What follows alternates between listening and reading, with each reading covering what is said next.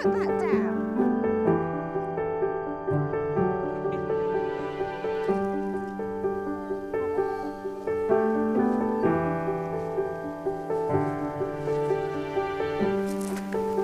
Morning, miss.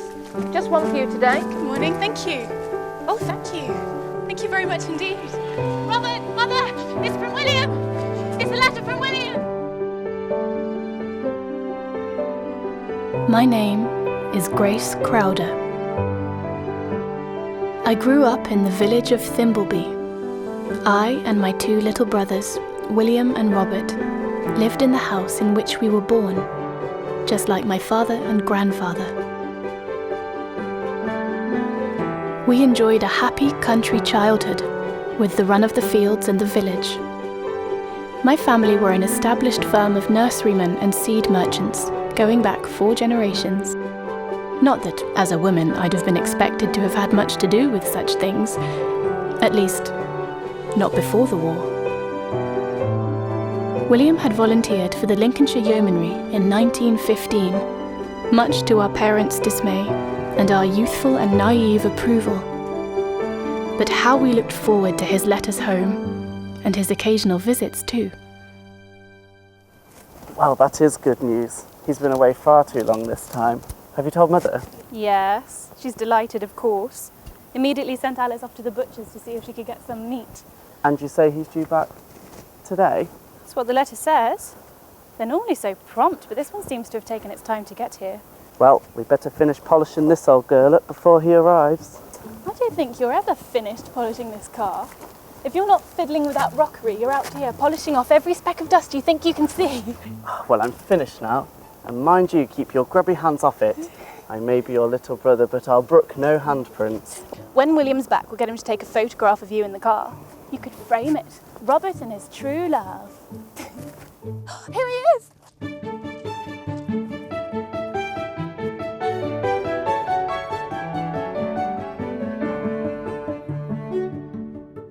So Baker just stands there, this stuff all over his face. Sergeant looming over him, bright red with anger. And he says, "Sorry, sir, I was away that day." Oh, the poor fellow. It sounds like so much fun. It has its moments. It's all quite boring, really. Grooming the horses, mucking out, drills, marching. It's all quite repetitive. Do you think you might be sent to the front? I don't know. Probably not. No news so far, and all reports say things are going well. It'll probably be over by Christmas. I hope so. I hope I won't be receiving my papers. And we need you back here, Will. These girls are taking over the village. Yes, it's a big improvement. It certainly is. We shall have this place running perfectly by the time you get back. See, they're getting too big for their boots. Bob! I leave you in charge and you lose the village to the girls. Well, it's not surprising. I could always beat you both at anything when we were little. Such lies! Bob, how have you let our sister run out of control? He's been too busy building his rockery. I slipped out, took the car, and we women have taken over the whole country while you've been playing soldier. Be honest, William. Just how bad is it? You know I can't answer that. I'm not at the front. I'm a long way from the front. I'm not seeing any action, and as far as I can tell, I'm unlikely to see any soon. We worry about you, Will. And the thought of you being sent over to France, well, it frightens us. I'm trained, Mother. If I get posted, I'll be ready. Shouldn't worry. Well, when you have children, You'll know what it means to worry. Why did you do it, William? Why did you join up when you knew how we felt? Father, I told you at the time. How could I stand by while my friends all joined up? While other men went forth to fight this war, how could I stay here comfortable and let them fight for me? I'm an able-bodied young man. It's my duty. For my country. Your father and I would have preferred that you stayed here, to help with the nursery, and to keep safe. You're a grown man.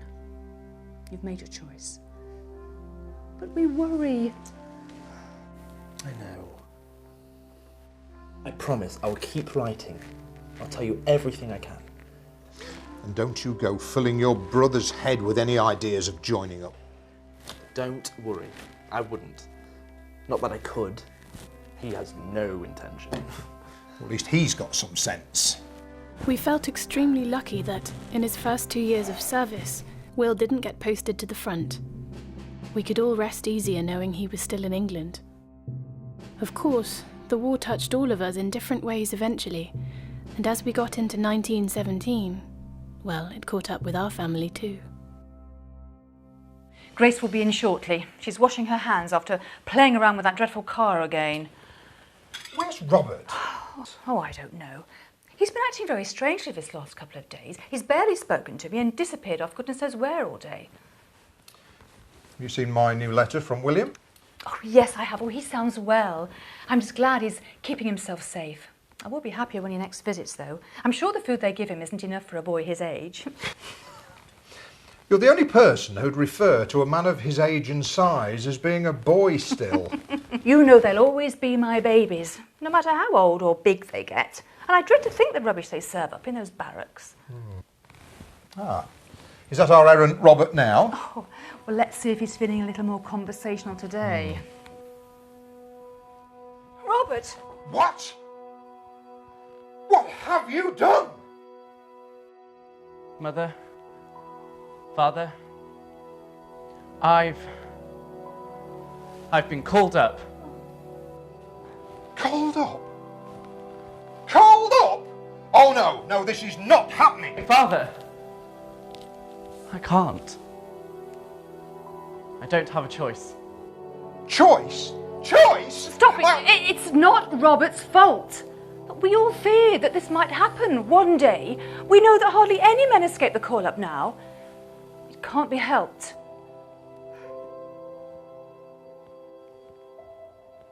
And we can't get him out of it. And even if we could, how would that look? What would the village say if we didn't help out the war effort? Such a handsome boy in a uniform.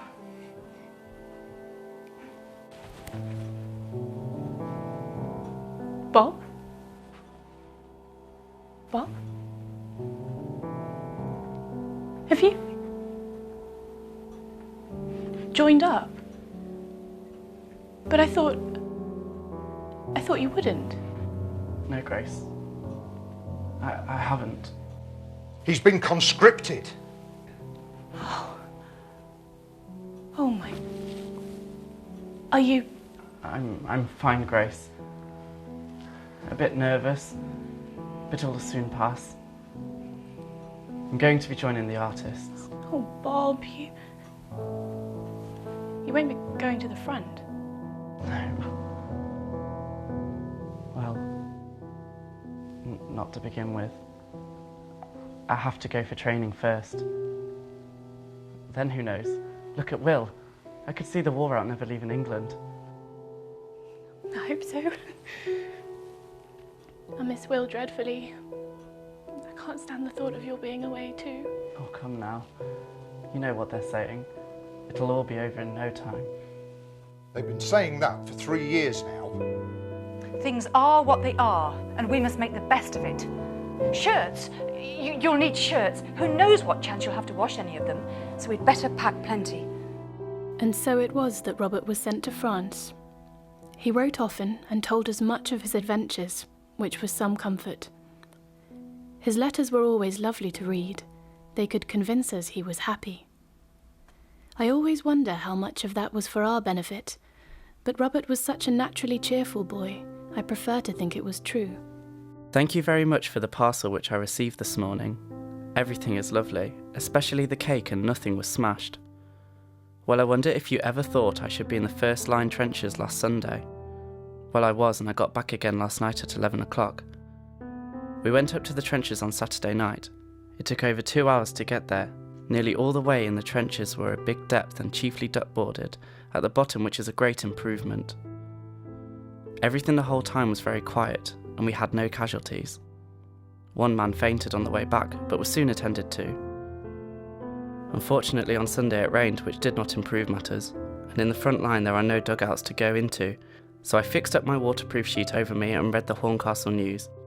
I have not had any sleep for 3 nights until last night, and I have not had my boots off either for that period of time. You get fairly good food, chiefly bully beef, bread and jam, but I took as much choc and biscuits up as I could carry. The more I see of the war, the more I am convinced it will not be ended by fighting. It is a very slow job. How is father? Tell him not to worry. He can't live on that, and it will make no better of things. We never have time to worry here. The Colonel has just walked by. He looks more like a circus manager, I think, with his big moustache. Well, it is getting time for me to get the stew for the lads who have gone on fatigue. Will you send me out a few cocoa or coffee tablets, or Cadbury's cocoa essence like you sent me before? The butter you sent the other day was lovely. Cheero. Much love to all.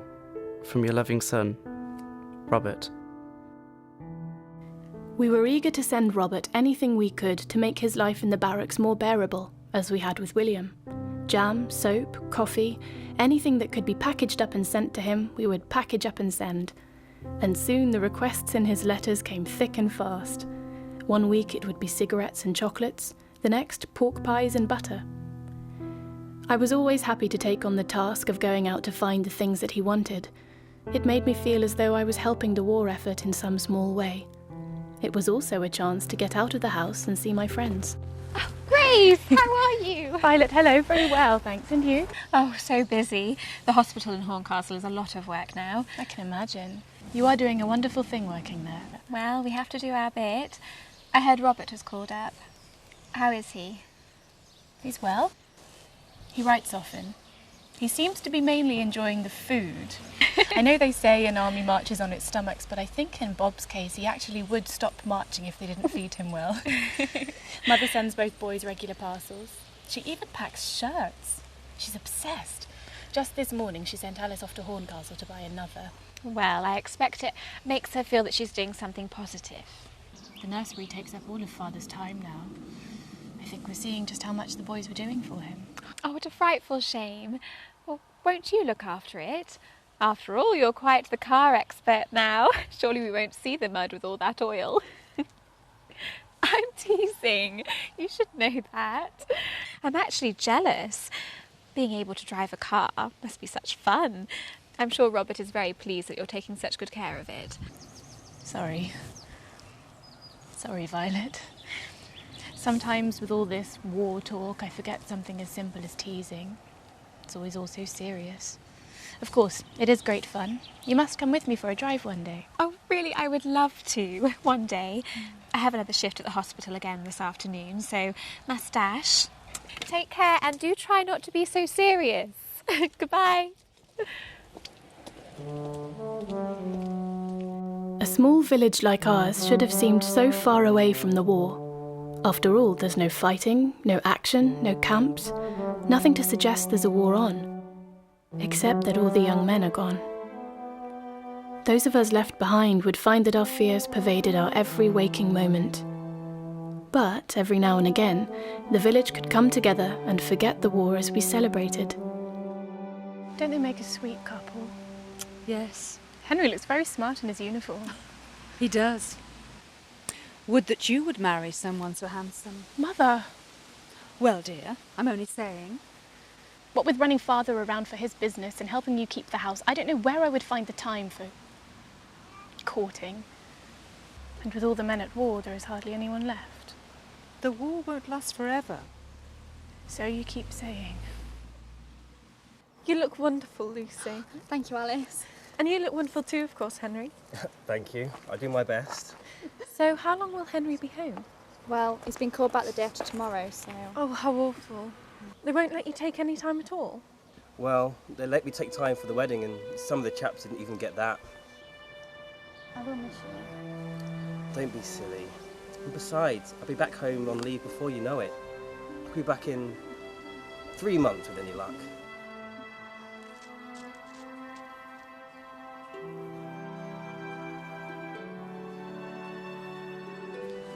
Well, everyone looks happy. Come along, Grace. We don't want Alice to see us. She'll think we're watching her on her time off. Of course, it doesn't take much to bring reality crashing back in. And as I watched the happy couple, I thought about that conversation with Mother and wondered, with the world turned on its head by this war, would I ever have such a chance at happiness as Lucy had?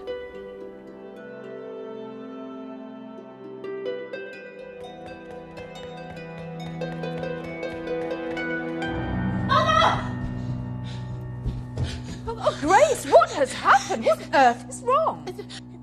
It's post. The post is coming. She's heading this way. Grace, slow down and breathe. Oh. What on earth is all this? Well, I'm not sure. Grace, you need to calm down. What's happened? Oh, I was in the village talking in the shop, and where the postmistress was going past, and there was talk. These two old ladies, Mrs. Stokes and Mrs. Locke, they said she had letters from the War Office, notifications of the family, they said, and she's heading this way. Grace, you mustn't panic. It could be anything. You mustn't assume the worst. They said she looked serious and miserable, and that was always a sign she had one of those letters, and she started heading this way, and she never comes this way first. I'm sure of it. She always comes in nearly last on her round. There's no law that says she has to do her round in a particular way. Oh, honestly, sweetheart, you mustn't panic. It's probably nothing. But nothing. Now, Grace, dry your eyes and wash your face, and we'll wait for the post.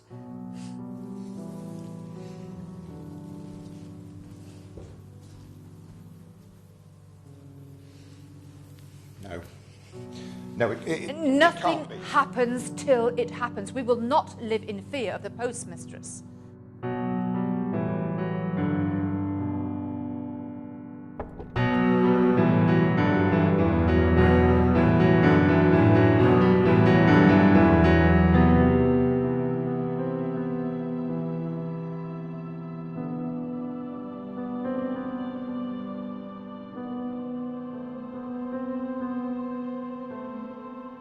We were all frightened and on edge after seeing the postwoman that day. The news that Henry Lammerman had been killed was initially a source of relief that it wasn't Robert.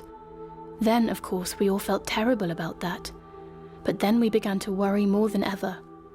A young man from the village had been killed in action, one we all knew, we had spoken to recently, had just seen married. We were now aware, more keenly than ever, that Robert might never return home. Father? Father, you're so quiet. Grace, I have a lot on my mind. Yes, Father.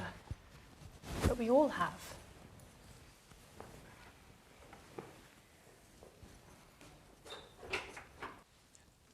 We've had a letter. From Robert? Of course. Oh, he's a good boy, writing all the time. Would you like to see it? Yes, please. Dear Mother, many thanks for the parcel with the pork pie, which was splendid, and I was pleased to have the socks. The cardigan is of course very warm, and I shall be alright for warm things now. As Grace says, you cannot realise what we have to put up with, but the days fly and we are nearly always occupied on something, but we make the best of everything, and I never feel low. I always hope that Robert was sincere about that last part. I cannot truly believe that his predicament never got him down, although I would never mention that to Mother.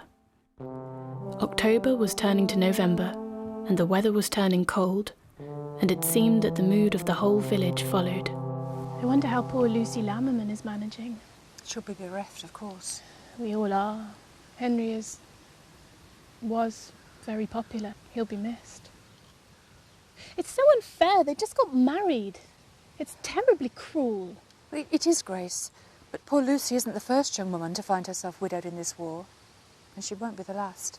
Mother? I know it sounds cold, dear, but we have to carry on. I feel for Lucy, I truly do, but...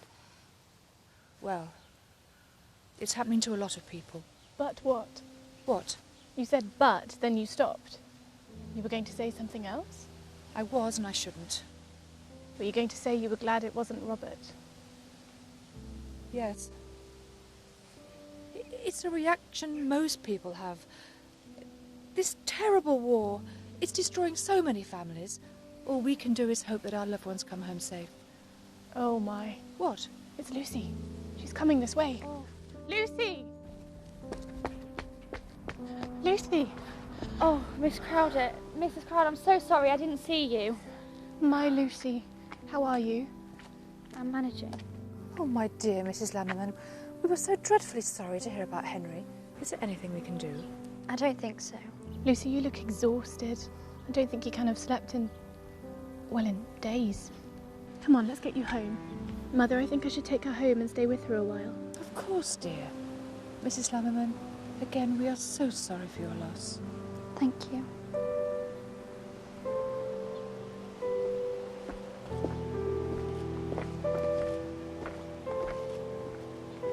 As we went through the autumn of 1917, we were delighted when William came home on leave, for what was a very long stay as it turned out. It was wonderful to have my little brother back, but in many ways William's presence made Robert's absence more keenly felt. However, we found there was some solace in missing him together. Ah, Grace. And what brings you out into the village? You did, brother dear. We had a letter this morning from Robert. Well, Mother had the letter, but she's passed it to me, so I thought I'd come find you to read it. Ah, good show. Oh, come on. Let's sit down.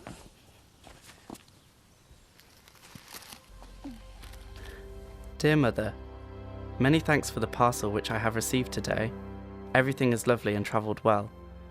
It is very good of you to send me such good things.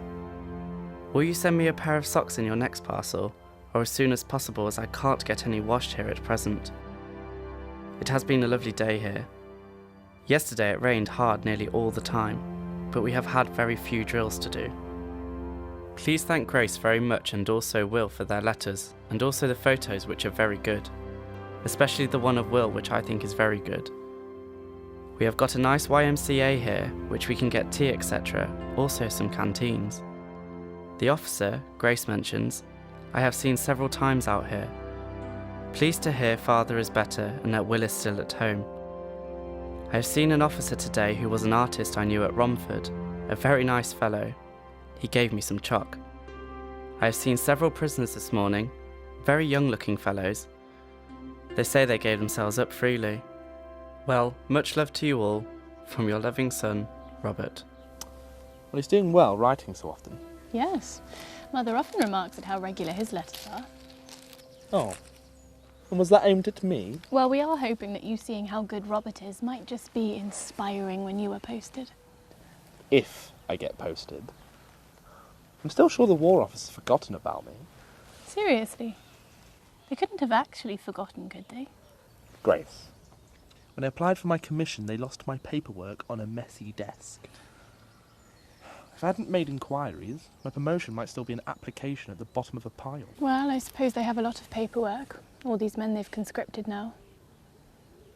It's a large army. It's a big task to keep on top of them all. Well, I'm sure they'll get round to you eventually. Hopefully when the war's over. That would be easier, wouldn't it? It's going to be over by Christmas, isn't it? It's almost November now. Well, they say that every year. It's got to be right one year. Oh, I hope so. When I think of poor Lucy and what she must be going through. So soon after her marriage as well. Chin up, Grace. I worry. And I know Violet does too. She's dreading your being posted somewhere horrible. I know. It's your job. You women do the worrying. Us men do the fighting. I'm glad that you're home safe. Oh, I'm a woman now, am I? You've always referred to me and Violet as girls, despite our age. We've all had to grow up a bit lately, haven't we? At least we've had the opportunity. Grace, such morbid thoughts. You've always sounded like Mother, but you sound like Father there. Father is being very quiet. I fear he's dwelling on the most awful possibilities. I can imagine. Well, with my being back and his feeling better, that might cheer him up a bit. Goodness, don't you end up that way. Understood. I shall cheer up as ordered. Sir! Grace, no matter who or how many people I end up commanding, I don't believe for a second I will ever be able to give you orders. Of course you could. I just wouldn't listen. Like always. Right, let's head home. I'm starving. Oh, what a surprise. At least if you get a posting, then feeding you is the army's problem, not the whole village's. Cheeky. Right, you. The frequency of Robert's letters had become such a constant in our lives that it struck us as immediately odd when, at the end of the week, we hadn't received another one. Mother and Father had said it was silly to worry about Robert after such a short amount of time, that he was probably on the move and hadn't had time to write to us. Then the second week went by and still no letter. By the time the third week went by, we were frantic. Read it again. We've been through it 3 times already today, Grace. There's nothing more. Please, just read it again. Very well. Dear Mother, many thanks for the parcel which I've received today. Everything is lovely and travelled well. It's very good of you to send me such good things. Will you send me a pair of socks in your next parcel or as soon as possible, as I can't get any washed here at present? I told you we should have sent him socks. I knew he wouldn't have enough socks. He has enough socks, Mother, I'm sure of it. It's been a very lovely day here yesterday. It rained hard nearly all the time, but we had very few drills to do. Please thank Grace and Will very much for their letters, and also the photos, which are very good, especially the one of Will, which is very good. Does it really say that? Yes, it does. And I'm never going to get through it if I keep getting interrupted. Well, I don't know why he thought so much of that photograph. You were pulling a very odd expression. Shall I read this or not? Not. Please, carry on, Will, just one more time. There's something in it, I know it. We've got a very nice YMCA here where we can get tea, etc. Also some canteens. The officer Grace mentioned I have seen several times out here. Pleased to hear Father is better and that Will is still at home. I've seen an officer today who was an artist I knew at Romford. A very nice fellow. He gave me some chalk. I've even seen several prisoners this morning, very young-looking fellows. They say they gave themselves up freely. Well, much love to all, from your loving son, Robert. That's it. What is? The prisoners. That's what he was trying to tell us. I'll bet they escaped, overpowered the guards, and they've...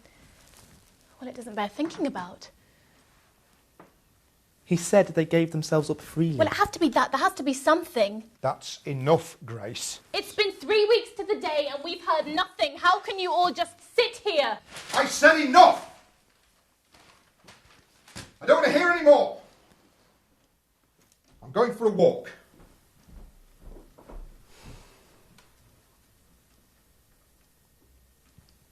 Sorry. I didn't mean to upset Father, but I'm worried.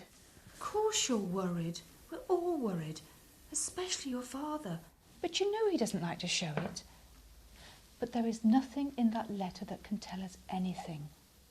Going over and over it just isn't helping. There's nothing to worry about. I keep telling you this. Look, there's so many reasons why we haven't heard from him. He could be on the move and not be able to write. I mean, the letters could be lost or compromised. He could just be busy. We are at war, you know. He always writes. It's never been this long. Lunch is ready, Mrs. Crowder. Oh, thank you, Alice. Will Mr. Crowder be taking lunch today? Only I saw him going out. I'm not sure. Could you put some aside for him for later?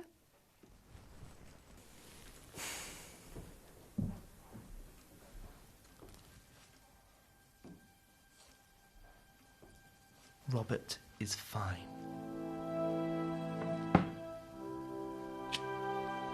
Sure of it.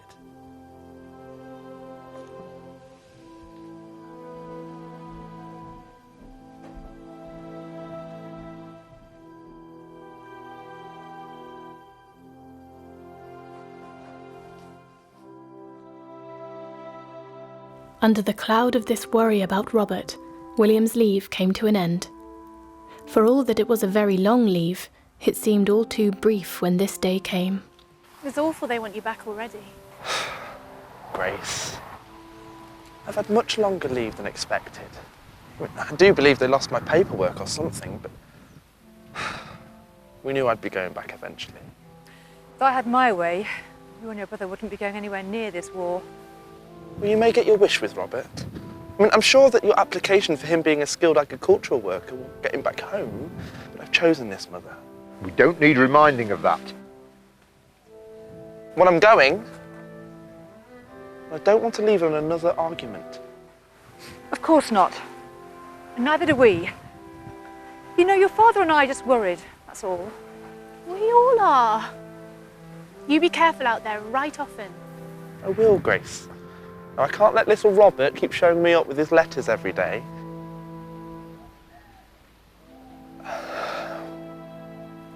Right. Well, I shall go now before we draw this out all day. Father, you look after yourself. Don't overdo it. You've only just recovered. Mother.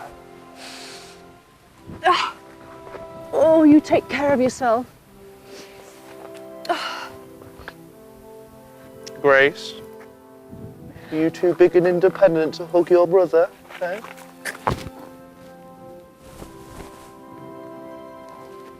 Now, you look after that rockery, okay? Now, I've tidied it up and I don't want it falling into such a state.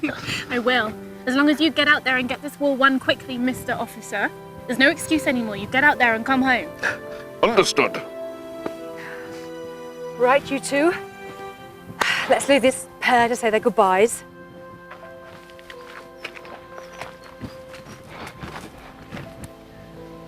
Violet?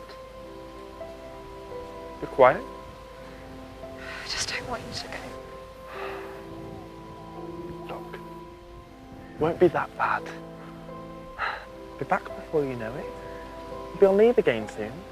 And this war can't go on forever. Feels as if it has already. And we must be coming to an end then. Hmm? Come here.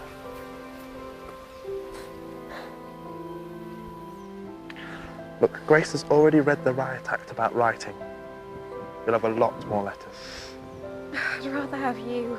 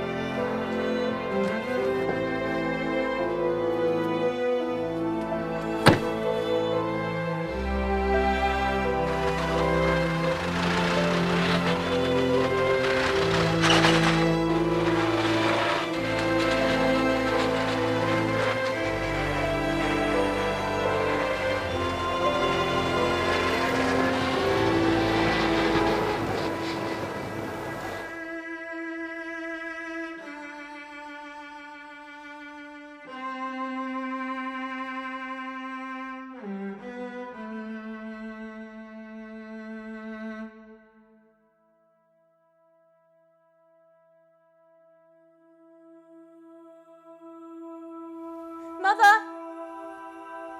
What is it?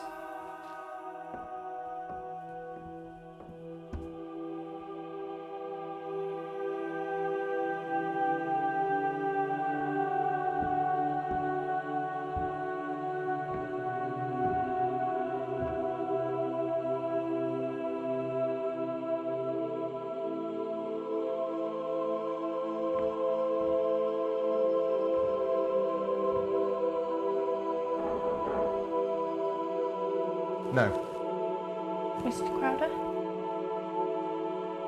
It's all right, Alice. I'll do it.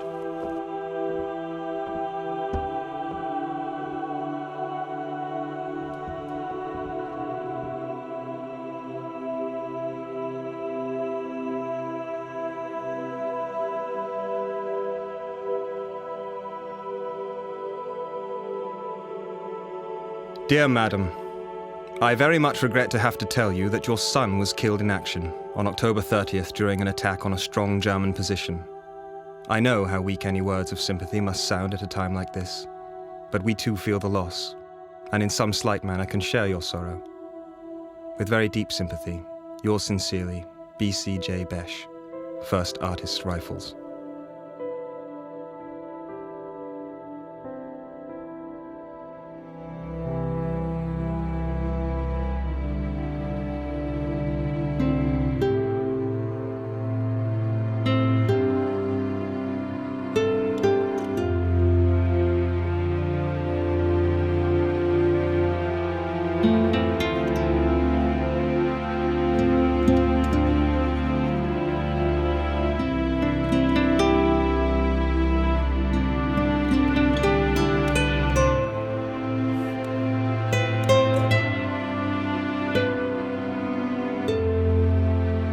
The worst had happened.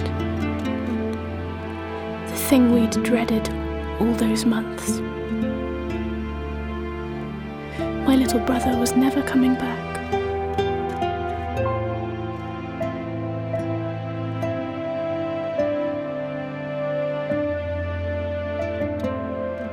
We had no idea how to continue with our lives.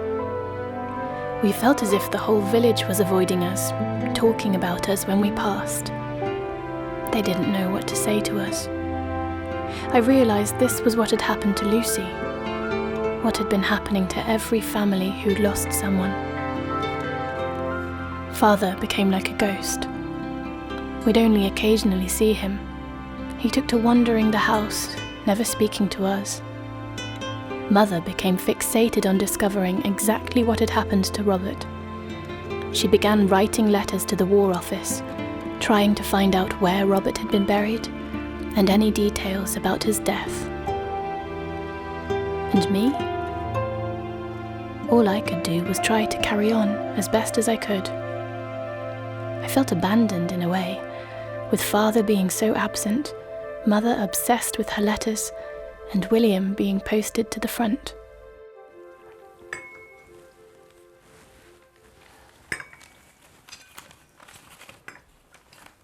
A letter from the War Office that they'd written back to me. Written back? What have you written to them for, Mother? Grace, I'm trying to find out what happened to Robert. What do the details matter? I haven't been able to sleep for wondering. I just need to know what actually happened. Oh, Mother, I understand. Maybe if we knew it would help. Help? What will it help? It won't bring him back, will it? It won't end the war or get William home, will it? You're just making it worse. Worse? How exactly can it be any worse? He's dead. And dead is dead. It doesn't matter how it happened. Father, how can you say that? Because it had to be said. All she's doing is writing letters. He's dead and gone. And no letters are going to change that. We can't keep going over and over it.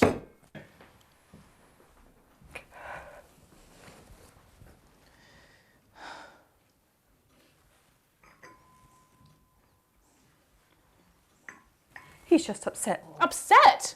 We're all upset. Grace, we're all grieving in our own different ways. And mine is just trying to find out what happened to Robert.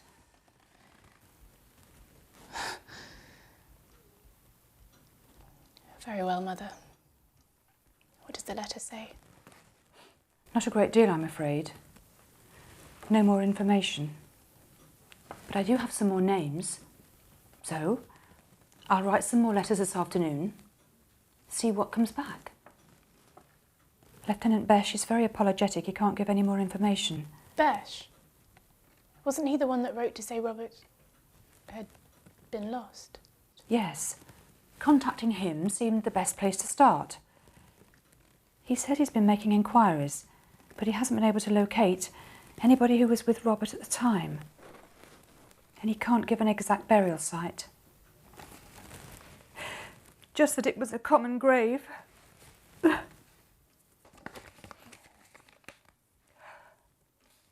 Bob. I'll write some more letters. I have more names.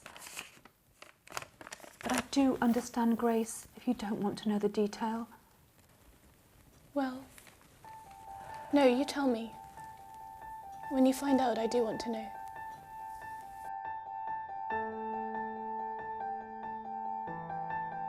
When all of a sudden the letters stopped coming from William, the mood in the house was dust and ashes. After losing Robert, I don't think any of us had any hope left inside us. I wanted to protect the family in any way that I could. Alice, have we had any post yet this morning? Not yet, Miss Crowder, but I expect the post lady is on her way through the village now. Yes. Yes, I expect she is.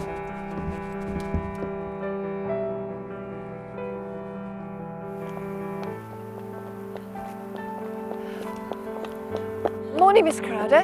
Good morning. Any post for us today? Was there any post today, Alice? I don't think so, Mrs. Crowder. Not to worry. Well, I'll let you get on.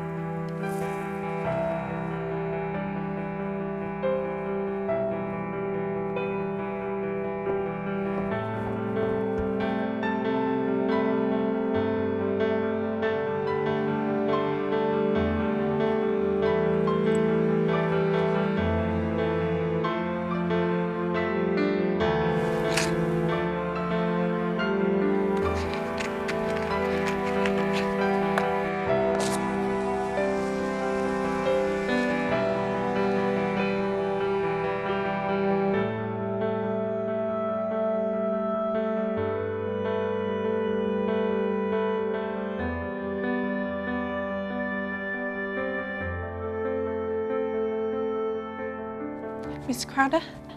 Alice. If you wanted me to light the fire, Miss Crowder, you only had to ask. Although I would say it's rather warm for a fire today. Yes, I was feeling a little cold, actually. It's not my place to say, but if I may, your parents need to know. Keeping this from them, it won't help, you know. Alice, I was just a little cold. That was all. I was going to tell them. I know. I know you were. Let's go together. Yes. I don't know what I was thinking that day. Thank goodness for Alice, or I might well have burnt that telegram right there and then. Mother and father were devastated, of course. But Alice was right. They needed to know so that we could face this together, as a family. I never tried to hide anything from them again. I now had a task to undertake for which I had little relish. Breaking the news to poor Violet that William was missing in action. Sorry, Grace. That took longer than I'd expected. I didn't mean to keep you waiting. Not at all. I understand you must be very busy here. I hope you weren't having to deal with anything unpleasant. Oh, I'm used to it. Has something happened?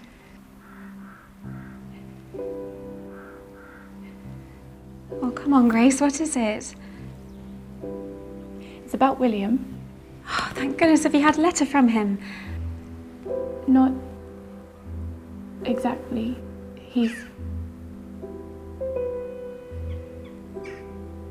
Well, he's been declared missing in action.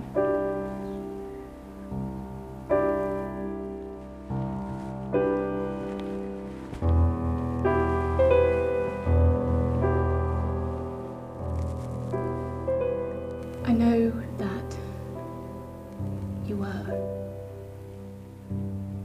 are close to my brother, and I thought you should know.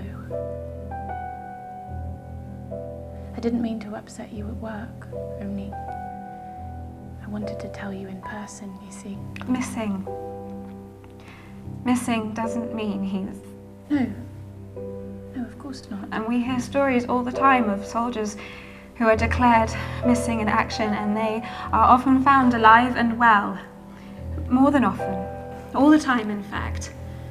So you shouldn't worry yourself, and I shouldn't worry. William is strong and resourceful. That's what I've been telling myself. And you should go on telling yourself that until we hear otherwise. Pearson? Yes, Milson, I'm coming. I'm sorry, Grace, I've really got to go.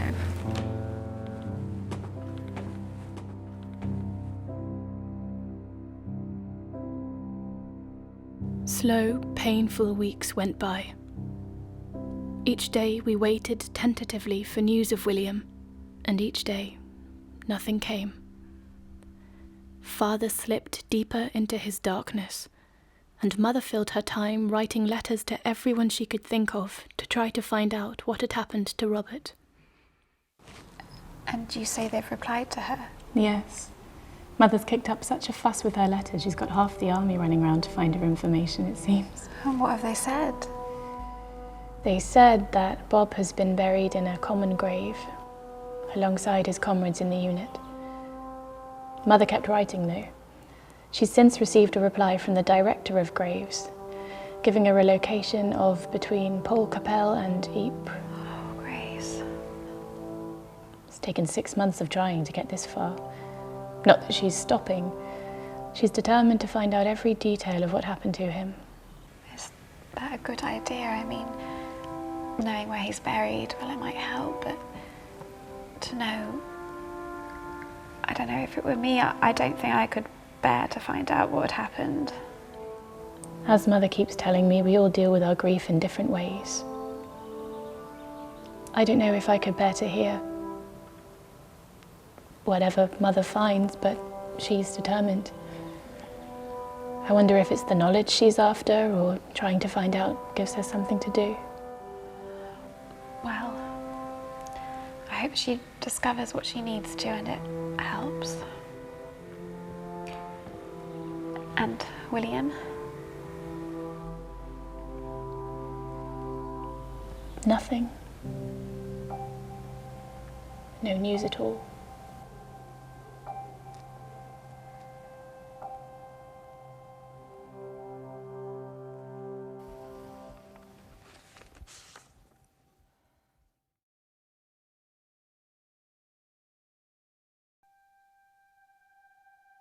My dear Mr. Crowder, I am writing to you about your son, who was a subaltern in my battery. I would have written you sooner, but was unable to do so, as we had 6 days and nights continuous fighting, and we have been moving every day through the country. What happened was this. On the night of the 20th, your boy went to the observing post for my battery, accompanied by 3 signallers, all stout fellows.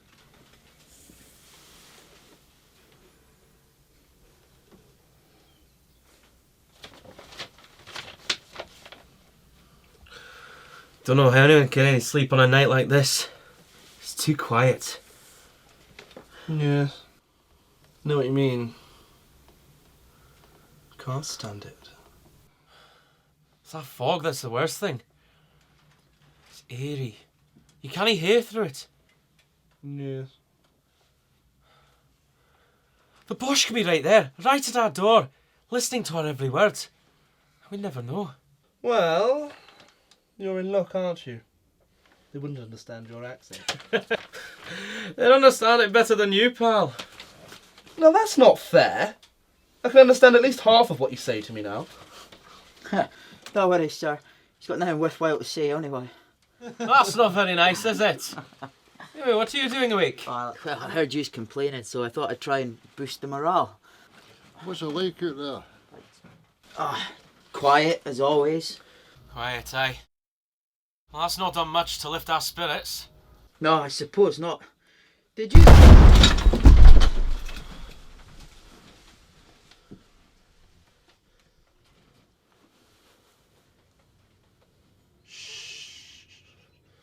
my God. They're right on top of us! No, it wasn't that close. That was close enough. Right then, chaps. No sleep for us tonight. Let's take a look. Finally it started.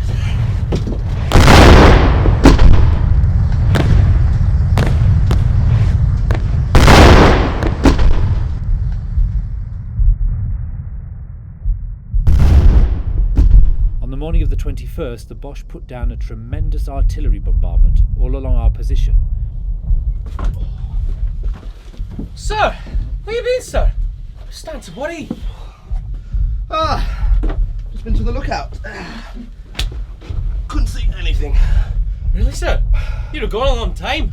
We thought there'd been a call. Yes, well, it was a call of sorts. New orders, sir? No, not that kind of call. More of a call of nature. Sir? Oh, sir! A bombardment! Yes, I'm afraid so. Those shells! When you worried? Yes, I did think it would be rather undignified to die with my trousers down. Ah, no worries, sir. We're your loyal to liveness. We'll pull your breeks up and say nothing to anybody. Right.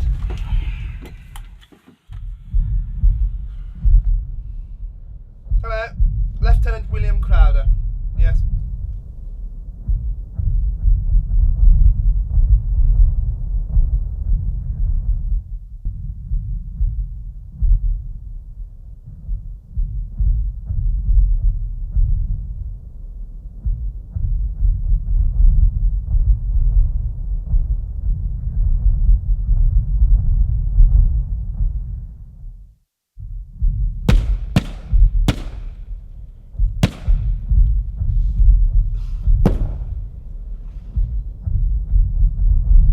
Yes, acknowledged.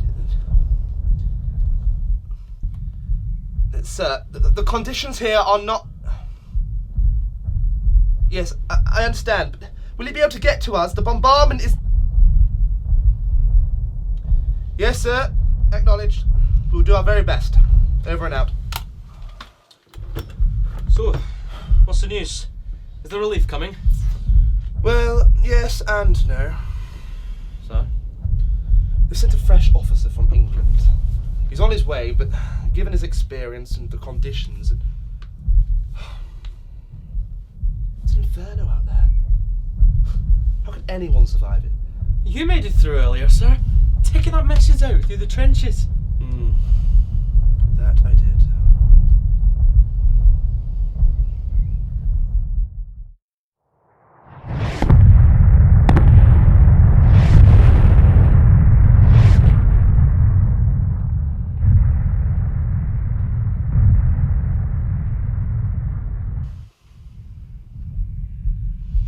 Right, come on, we've got some work to do to keep those reports coming. Second Lieutenant Stewart reporting. I believe I'm supposed to be your relief. Lieutenant William Crowder. You did bloody well to get here. Right, let's look at that scratch. Right. Come on, make yourself at home. Sort you out.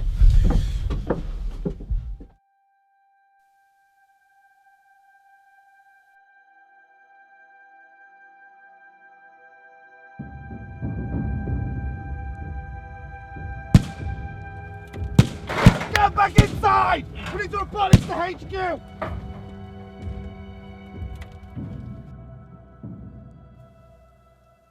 Yes, sir.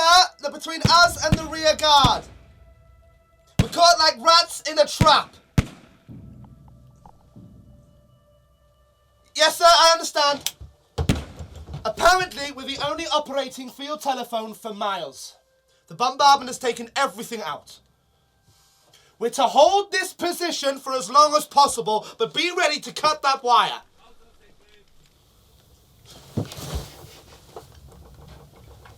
You hear that? Is that German? Yes. They're ordering the trench be cleared. Be ready. Aye, sir, ready. I think they're right outside. Yes, they are. They're moving around. Keep that line intact. Better report it.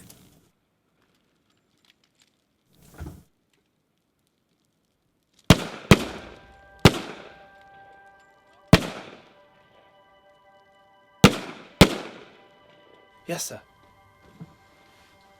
Yes, they're here. We'll hold out as long as possible. They're still moving about out there, sir. I don't think they're able to come down. We got our boys firing at them. They'd still be fought off! All the same, be ready to cut that wire. I'm going to take a look.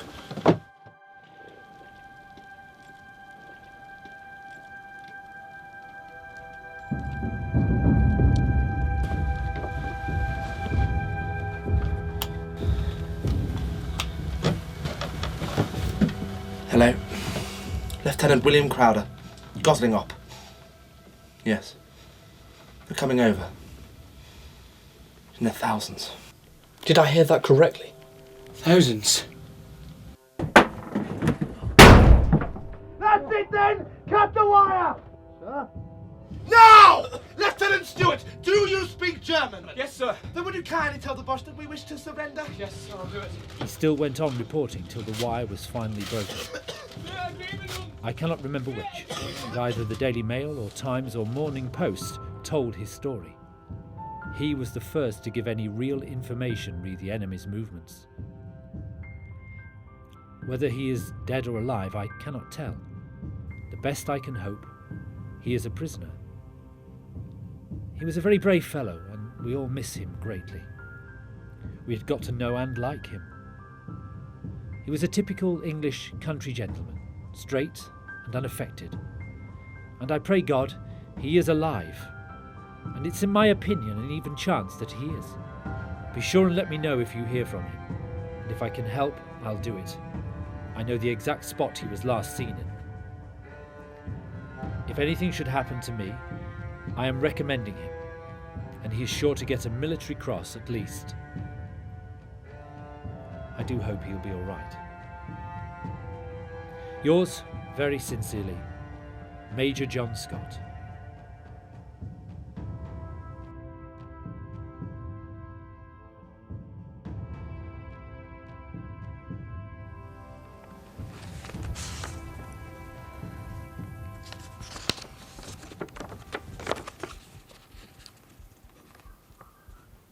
Will's alive. He's a prisoner of war, but he's alive. We found a sense of hope after hearing about William's capture. While we were still worried sick about him, the knowledge he was no longer on the front lines gave us something to feel positive about.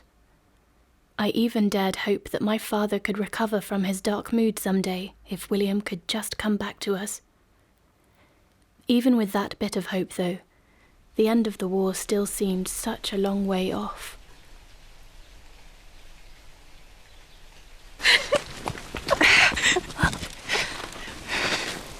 What news of William? I hear you've had some letters. Yes, it was such a relief to hear from him in person, though he tells us there isn't much food and he's been suffering rather terribly with lice. Father ordered a whole new uniform and sent it to him. Oh, do you know if it reached him? Yes, but only the breeches and one boot. Oh, well, he will look ridiculous dressed like that. The rest got lost in the post then. Hardly. Someone must have stolen them. He said that whoever took the clothes popped a bottle of wine in the package as a replacement, which he felt was a very poor exchange. Well, at least he got his new breeches. Do you think, after all he's been through, when William comes home, do you think he'll still have time for me? I mean, or do you think he'll have forgotten all about me? He'll never forget about you, Violet. Don't be so silly. What if he meets someone else out there? Meet someone? Who is he going to meet in a German prisoner of war camp? I suppose you're right. A German prisoner of war camp. Can you imagine it? I don't think I could bear the thought of him being in the hands of German soldiers. You should see some of the men who come through the hospital after what's been done to them.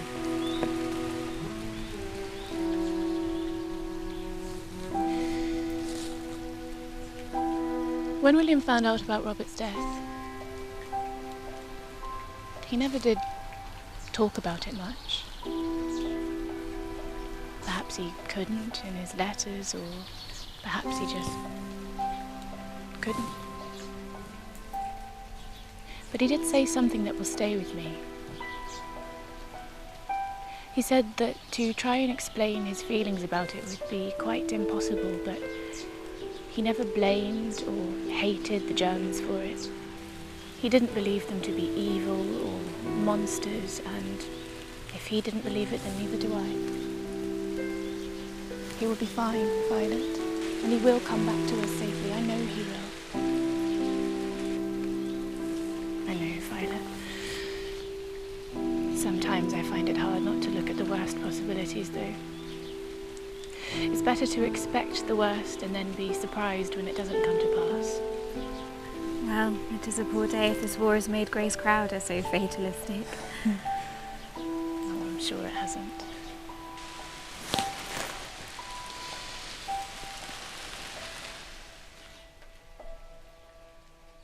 As summer wore on, Mother's letters began to yield more replies and more information. Early on in the month of July, W.J. Payton wrote again. He gave details of a man wounded in the same action as Robert. Mother dutifully wrote to E.W. Carter, who unfortunately couldn't give any information, but passed Mother's letter on to his NCO in charge of Robert's section the day he was killed. As I'd said to Violet, Mother had half the British Army running round for her. And as we got to the end of July, she got her response.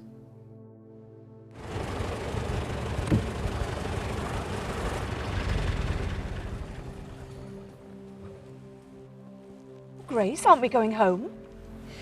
I think you might want to read this first. Oh, it must be from Lieutenant Wall.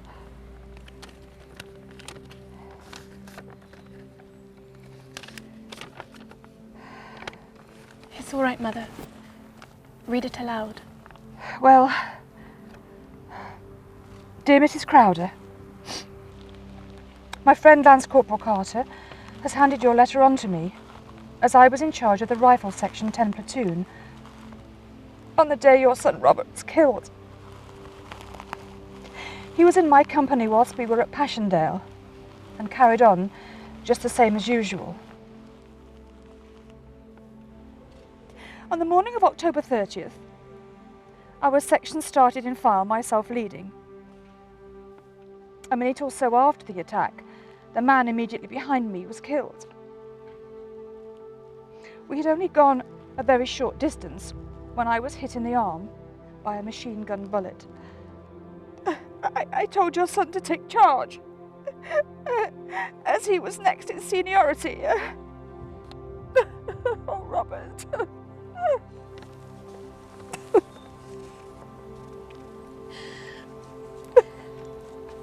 I told your son to take charge, as he was next in seniority, and I stopped to examine my arm.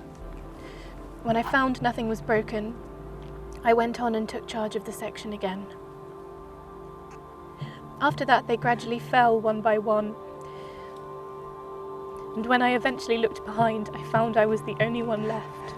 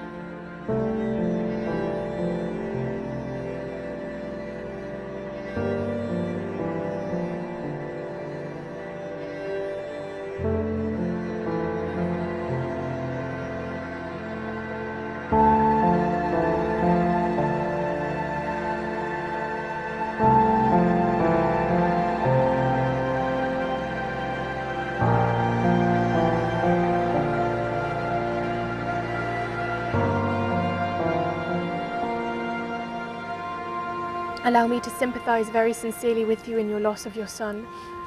I myself have been fortunate in obtaining a temporary commission in the ACD, being too old for the infantry. Yours sincerely, Tom Wall, 2nd Lieutenant ACD.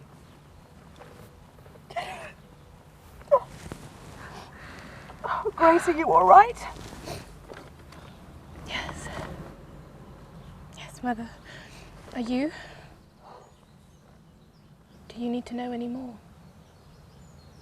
I'm not going to find out any more now. Come on, let's go home. See your father. He'll at least be relieved that I'm not going to be writing any more letters.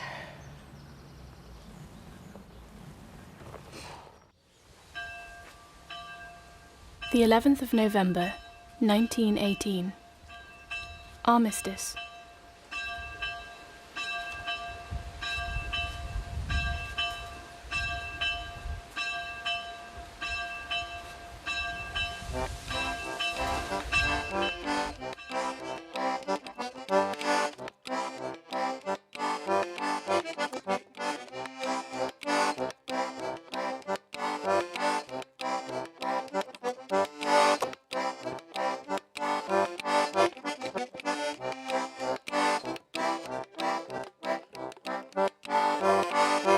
The war was over.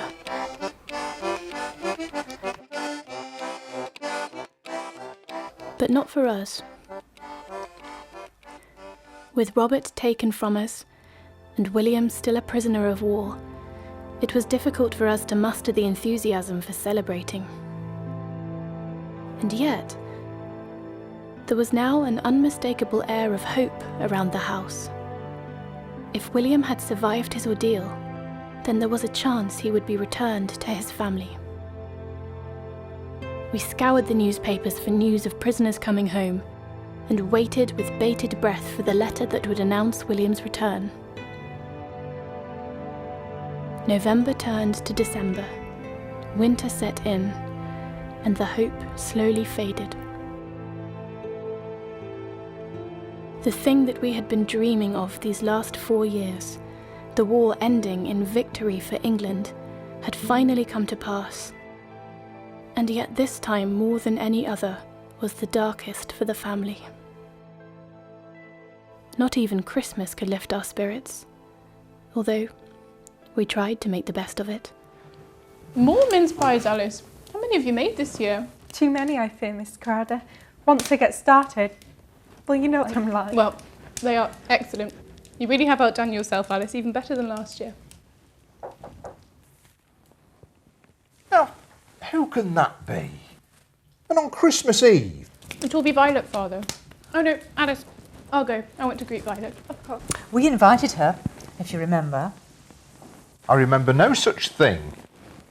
Violet's coming up cold. Thank you, Grace. It's freezing out there. Thank you. Thank you, Alice. I think we might have snow for Christmas morning. Oh, I can believe that. It's cold enough. No news, I take it. Nothing yet. Not to worry. I'm sorry, it's Christmas. Look at me bringing the mood down. I should be cheering everyone up. I've been practicing that joke I told you. Do you remember? Perhaps I should tell your father it. Oh dear. Oh, come on, Grace.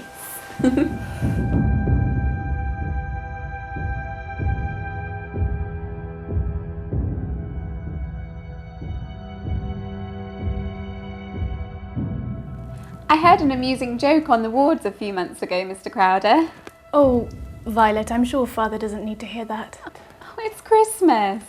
I'm afraid I'm not in the mood for jokes just at the moment, Violet.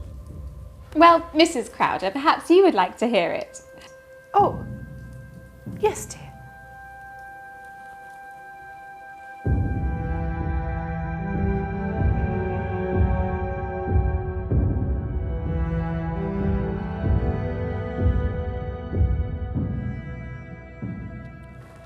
An Irish census recorder, on inquiring, "How many meals in this house?"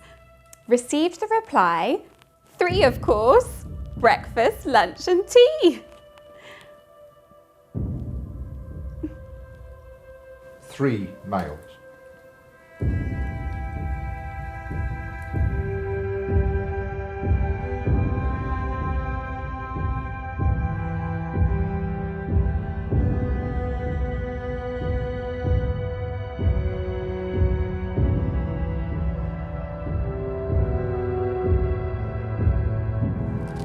Would you like to pull a cracker, Mother? No, thank you. Oh, go on, Mrs. Crowder. Perhaps Alice would like to.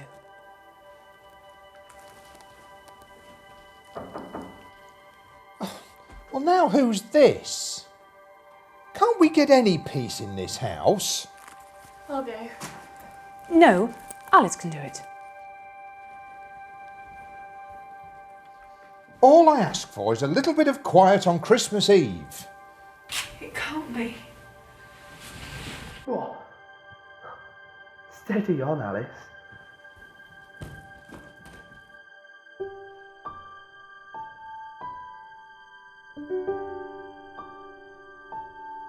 And just like that, William was home, as if he had never been away from us. That was the day that everything changed. It was truly over. Never, I felt, could things ever be as bad again.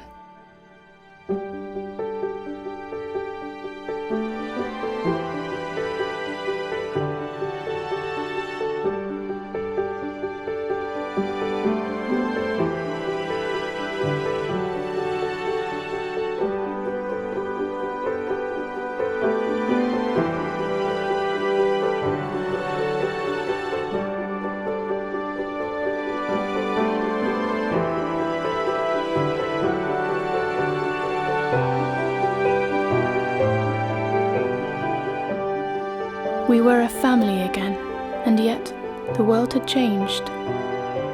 Our world had changed. Things would never be the same again.